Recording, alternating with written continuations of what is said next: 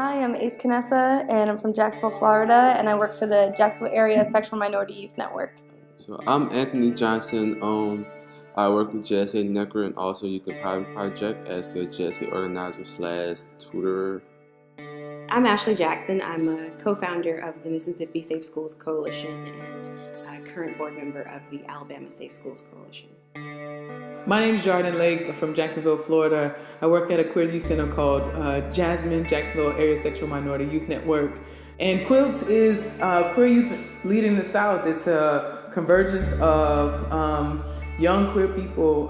It's a space to sort of really uplift, fortify, and sort of like raise consciousness for queer youth who are sort of like these vigilant leaders in their respective communities. It's incomparable, the power that comes from youth, particularly like queer youth, who are marginalized, whether it's like with race, economics, and their queer identities, coming together and sharing space and seeing that they're not alone in their struggles and their wins.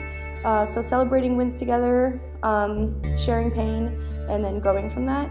I think especially in the South, we have a history of feeling isolated, and those powers using that against us. So it's really something powerful when the youth can come together and build community. So, QYLTS is for pretty much like youth who just have like a passion for their community, a passion for like LGBT activist work, and just a space for us to just kind of come together, like learn and grow together. We try to incorporate different times for them to have like relationship building, but also get connected to the communities that we're having camp in. So back in the first year that we did it, we actually did a site visit to Central High School.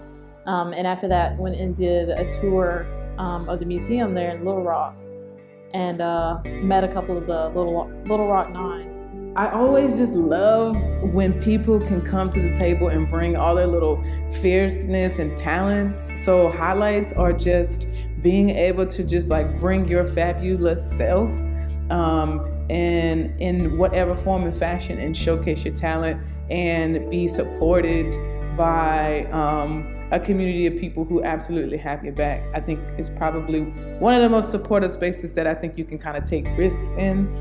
I think there's something so brilliant about the process of just creating space for young people to gather together. Creating space for young people to be trained and also bring their own just intuitive knowledge and their own ways that they've been politicized and their own ideas to the table, and then create a space to share that and then bring it back home.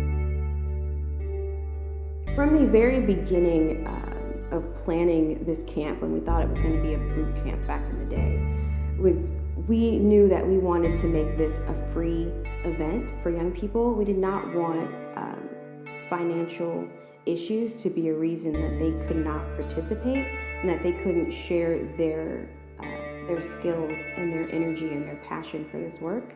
So, you know, we do what we can. I know I've spent some of my own money and put it into this camp and this work, and I would not have wanted to spend it any other way. But, you know, we need every bit we can get. If you can give $5, $10, $50, $100, that would be great.